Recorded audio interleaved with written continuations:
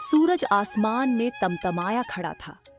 जमीन पर पैर रखना भी जैसे आग पर चलने जैसा हो गया था। हवा नहीं थी, बस एक खामोशी जो गरीबों के घरों में पसीने की बू से भरी हुई थी।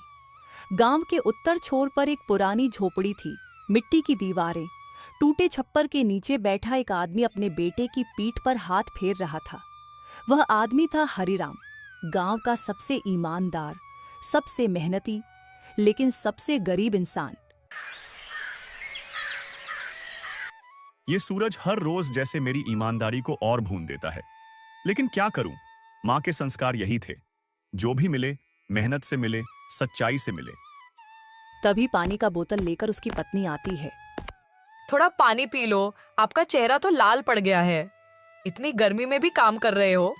खेतों में केतारी तो बो दिया है मीणा, पर पानी नहीं मिलेगा तो वह मुरझा जाएगा। आसपास की सभी नहरें, कुएं, तालाब सूख गए हैं। अब खेतों में पानी कहां से दूं, कुछ समझ में नहीं आ रहा है। आप क्यों नहीं बगल के खेत में कुआं खोद लेते हो?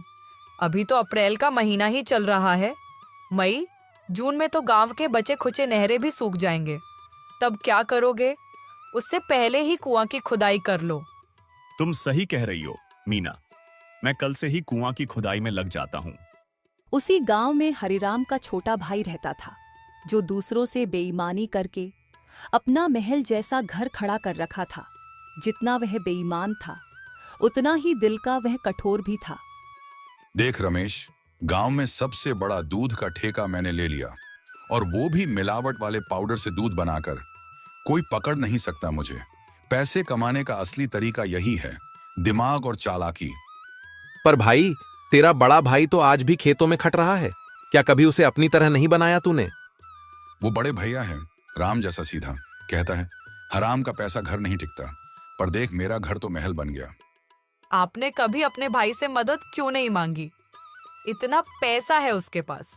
मदद वो नहीं होती जो रिश्तों की लाज उतार दे। और वैसे भी मैं अपने बच्चों को सिखाना चाहता हूं कि पसीने की कमाई में जो मिठास है, वो झूठ के पैसे में नहीं। बाहर तापमान अब भी कम नहीं हुआ, लेकिन हरिराम के माथे का पसीना जैसे उसकी सच्चाई का गहना बन चुका है। वह अपनी खेतों की तरफ अपनी फसल को देखने जा रहा था। तभी उसका छोटा भाई विक्रम उसे रास्ता में मिलता है। भैया, अब तो मान जा, ये जमाना ईमानदारी का नहीं रहा। मेरे पास गाड़ी है, बंगला है, पैसे की बारिश है, और तू फटे कपड़े, सूखी थाली, तपती दोपहरी।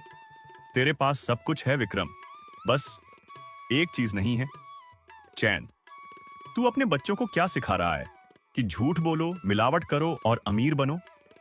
देख लेना, पैसा मिट्टी जैसा है, जब तक ऊपर है तब तक सिर ऊंचा, जब गिरा तो कीचड़ बना देगा। अगली सुबह हरिराम अकेला खेत के बीचों बीच एक फावड़ा लेकर कुएं की खुदाई में जुट जाता है। हर चोट के साथ मिट्टी उड़ती है और उसके माथे पर पसीने की धार तेज होती जा रही है। वह मन ही मन बोलता है, अगर इस साल भी बारिश कम हुई तो फसल बर्बाद हो जाएगी।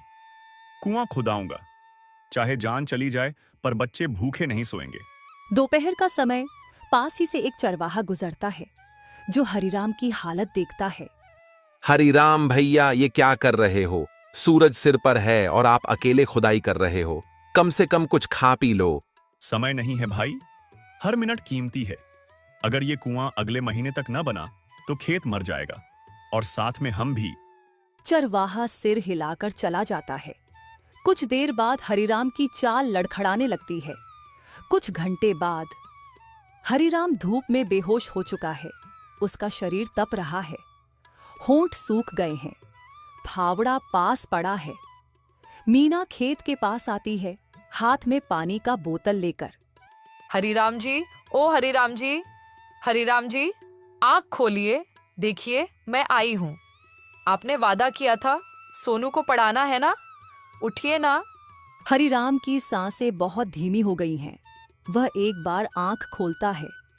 मीना, कुआं बनाना है, सोनू भूखा ना रहे।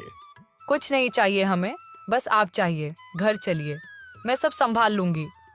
हरिराम की आंखें बंद हो जाती हैं, उसकी सांसें थम जाती हैं। मीना की चीख आसमान में गूंज जाती है। हरिराम की चिता की राख अभी ठंडी भी नहीं हुई थी और मीना की आंखों से आंसू थमने का नाम ही नहीं ले रहे थे। वो एक कोने में बैठी थी।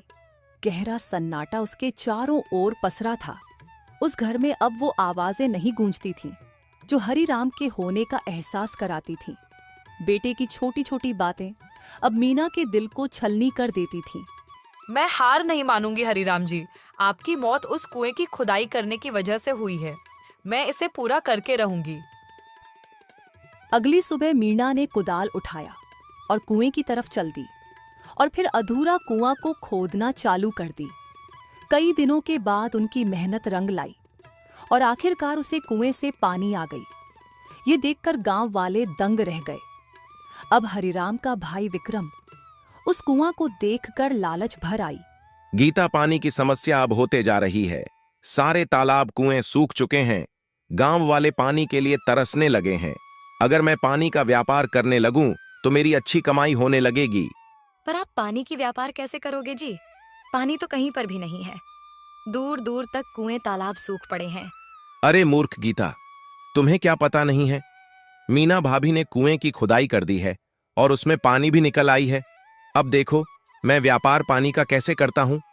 फिर विक्रम मीना का घर पहुंचता है और मीना से कहता है, भाभी, मुझे आपसे एक बात करनी थी। मुझे यह बात करते हुए खुद ही खराब लग रहा है। वे कुआं वाली जो खेत है, वह खेत बाबूजी ने मेरे नाम पर करके गए थे। शायद भैया ने आपको नहीं बताया होगा। विक्रम जी, अगर वह जमीन आपकी थी तो बंटवारे में आपने वह जमीन क्यों नहीं लिया? और भैया ने तो इस जमीन के बारे में मुझे कुछ बताया भी नहीं। मुझे भरोसा नहीं है कि वह जमीन आपका है। देखिए मीना भाभी, भैया की गरीबी की स्थिति को देखकर मैंने वह जमीन भैया को रखने को दिया था, पर अब वह जमीन मुझे लेना पड़ेगा। अगर आपको भरोसा नहीं है तो मैं कागज अपने साथ लेकर आया हूं, देख लीजिए। मैं तो इतना पढ़ी लिखी नहीं हूँ, पर मैं यह कागज आज रख लेती हूँ और कल सुबह ही मैं मुखिया जी के पास जाऊंगी और इस कागज को दिखाऊंगी। ठीक है मीना भाभी, जैसी आपकी इच्छा। ऐसा कहकर विक्रम वहां से चला जाता है और अगली सुबह होते ही मीना कागज को लेकर मुखिया जी के पास जाती है। पर वह इस बात से बिल्कुल अनजान थी कि मुखिया जी भी विक्रम से पैसा लिए हुए थे।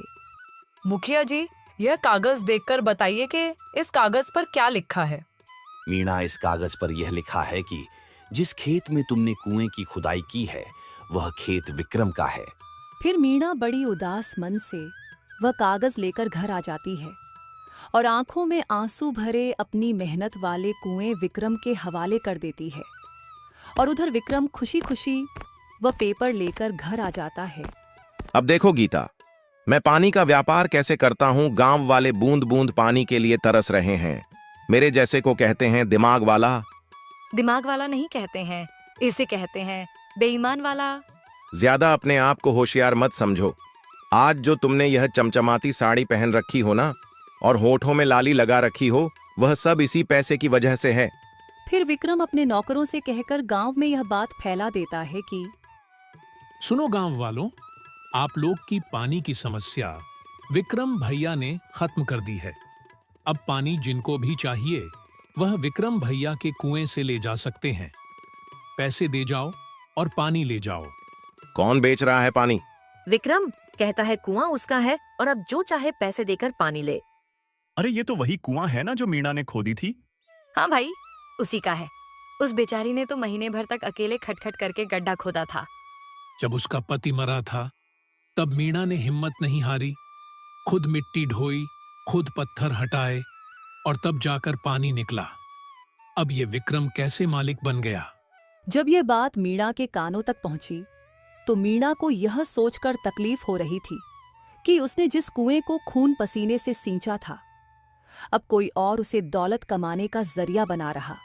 पानी ले जाओ भाई, 10 रुपये में 30 लीटर पानी ले जाओ। पैसे दो, पानी लो, वरना प्यासे रहो। गांव वालों के पास कोई चारा नहीं था। खेत सूख रहे थे, मवेशी प्यासी निगाहों से देख रहे थे और लोगों की मजबूरी विक्रम की जेब भर रही थी। इसी बीच एक दिन गांव में एक बूढ़े थके हुए साधु बाबा आए। उनके गले में माला, कमर में झोला और पांव में फटे हुए चप्पलें थीं। माथे पर भस्म और आंखों में तेज था, पर चेहरा पसीने और थकावट से ढका हुआ। बाबा सीधे विक्रम के कुएं के पास पहुंचे। बेटा, बड़ी प्यास लगी है, एक लोटा पानी दे दो, भगवान भला करेगा। बाबा, भगवान भला तभी करेगा जब उसके पास पैसे होंगे। यहाँ पानी मुफ्त नहीं मिलता। 10 रुपये दो, पानी लो। मेरे पास कुछ नहीं है बेटा, बस एक लोटा पानी चाहिए। तो जा बाबा, बिना पैसे के पानी नहीं मिलेगा। यहाँ दया धर्म नहीं चलता। बाबा का चेहरा उतर गया। वो चुपचाप वहां से चले गए। फिर वो अगले घर पहुंचे। बहन, एक लोटा पानी दे दो, बड़ी प्यास लगी है। माफ करना बाबा, अब तो हम खुद खरीद कर पीते हैं, तुम्हें कैसे दें। बाबा और आगे बढ़े। तीसरे घर गए, वहां भी वही जवाब मिला, पैसे दो, पानी लो। थके हुए पांव और टूटी हुई उम्मीदों के साथ बाबा अब गांव के सबसे गरीब घर की ओर बढ़े। वो था मीणा का घर। उसके पास कुछ भी नहीं था, लेकिन दिल सोने जैसा था। मीणा अपनी झोपड़ी में सूखी रोटी सेंक रही थी। बाबा उसके पास पहुंचे। बेटी, एक लोटा पानी मिलेगा क्या? बहुत प्यासा हूं। मीणा ने बिना एक शब्द बोले अपनी टूटी बाल्टी उठाई और घर के कोने में रखे घड़े से आखिरी पानी लाकर बाबा के सामने रख दिया। बाबा, ये लीजिए, हमारे पास बहुत नहीं है, लेकिन जो है वो आपका है। बाबा ने कांपते हाथों से पानी लिया, पिया और आंखें बंद करके आकाश की ओर देखा। बाबा थोड़ी देर आंखें बंद करके कुछ मंत्र बुदबुदाते हैं, फिर अपना झोला खोलते हैं। झोले से एक छोटा मिट्टी का मटका बाहर निकालते हैं, जो लाल कपड़े से ढका होता है। बेटी मीणा, तूने सच्चे दिल से एक प्यासे को जल पिलाया है। ये मटका मैं तुम्हें आशीर्वाद स्वरूप देता हूँ। नहीं बाबा, मुझे यह मटका नहीं चाहिए। मैं यह मटका रखकर क्या करूंगी? घर में कुछ सामान नहीं है, तो यह खाली पड़ा रहेगा। बेटी, यह मटका सबको नहीं मिलता। जो ईमानदार और दूसरों की भलाई करता है, उसे ही मिलता है। ये साधारण मटका नहीं है। ये मटका मेरी साधना का फल है। इससे जो भी मांगोगी सच्चे दिल से, वो मिलेगा। पानी, दूध, अन्न, घी, जो भी। पर ध्यान रखना, जब मांगना पूरा हो जाए तो इस लाल कपड़े से मटके को ढक देना, तभी यह रुक जाएगा, वरना ये मटका कभी नहीं रुकेगा और सब कुछ बर्बाद हो जाएगा। मीणा ने मटके को अपने पास रख ली और इतना कहकर बाबा मीणा के सिर पर हाथ रखकर आशीर्वाद देते हैं और धीरे धीरे ओझल हो जाते हैं। अगली सुबह मीणा घबराते हुए मटके को देखती है, फिर हिम्मत करके कहती है, मटका मटका, एक लोटा पानी दे दो। अचानक मटके के अंदर से छप छप की आवाज आती है और मटका पानी से भर जाता है। मीणा की आंखें हैरानी से खुली की खुली रह जाती हैं। अब ढक देती हूँ, बाबा ने यही कहा था। वो लाल कपड़ा मटके पर रख देती है। मटका शांत हो जाता है। अब रोज मीणा जरूरत के अनुसार कुछ मांगती, दूध, आटा, दाल, और मटका हर बार उसे वहीं देता। गांव वाले अब धीरे धीरे जानने लगते हैं कि मीणा के घर कुछ चमत्कार हो रहा है, पर मीणा इसे छिपाकर रखती है, किसी को बताती नहीं, क्योंकि बाबा ने कहा था इसका उपयोग जरूरत के लिए करना, दिखावे के लिए नहीं। कुछ महीने बाद अब मीणा का घर पहले जैसा नहीं रहा। टूटे फूटे आंगन की जगह अब पक्की ईंटों की फर्श है। जहां पहले एक खाली कोना था, अब वहीं एक बड़ा सा राशन की दुकान सजा है। आटा, चावल, तेल, मसाले, दाल, साबुन, सब कुछ। गांव वाले अब लाइन लगाकर आते हैं। मीणा बहन, जो सामान तुम देती हो वो तो सेठ की दुकान से भी सस्ता और बढ़िया होता है। ये सब भगवान की कृपा है राधा बहन। मीणा बहन, तुम्हारे पति बहुत ही ईमानदार इंसान थे और तुम्हारे देवर विक्रम उतना ही बेईमान। इसलिए देखो, विक्रम का व्यापार ठप हो गया है। बेईमानी का फल जरूर मिलता है और ईमानदारी का फल में देर है, पर अंधेर नहीं। यह सब औरतों की बातें खड़ा होकर विक्रम सुन रहा था और फिर उसे मीना से जलन पैदा हो गया। वह सोचने लगा कि आजकल मीना भाभी के बहुत चर्चे हो रहे हैं और मेरा मजाक उड़ाया जा रहा है। क्यों ना हम मीना भाभी की दुकान में ही आग लगा देते हैं। ना रहेगा बांस और ना ही बजेगी बांसुरी।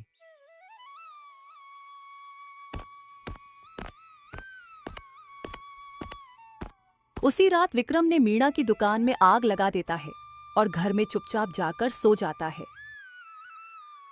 सुबह होते ही गांव में पूरा हाहाकार मच जाता है कि मीणा की दुकान में आग लग गई है और सब कुछ जलकर भस्म हो गया है। जब मीणा को इस बात की खबर मिली तो मीणा बहुत ही उदास हो गई। तभी उस मटके के पास बैठकर गई और आंखों से आंसू बहने लगे। मीणा की आंखों में आंसू देख मटके को बर्दाश्त नहीं हुआ। तभी उस मटके से आवाज आता है, क्यों रो रही हो? मैं हूं ना, हिम्मत मत हारो। जो तुम्हें चाहिए वह फिर से मुझसे मांग सकती हो और आगे अपना रास्ता बना सकती हो। जो जैसा करता है उसको उसका फल जरूर मिलता है। यह सुनते ही मीना को एक उम्मीद की किरण नजर आई और फिर से वह अपनी राशन की व्यापार को चालू की।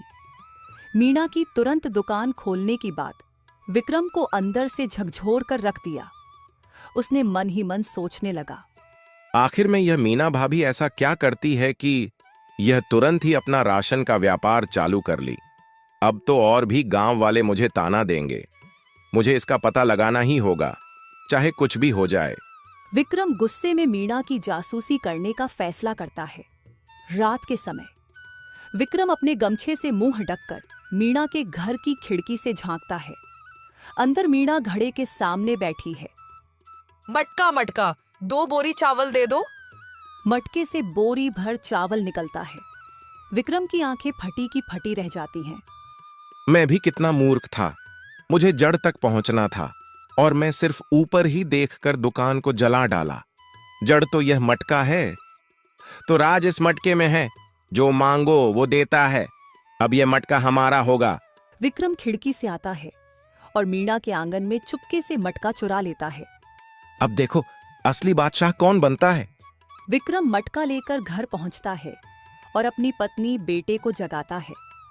जल्दी उठो, अब हमें इस गांव से जाना है। हमारे पास बिना मेहनत किए अब सब कुछ होगा। ये देखो मटका। अरे यह मटका लेकर क्या करोगे? अचार लगाओगे क्या?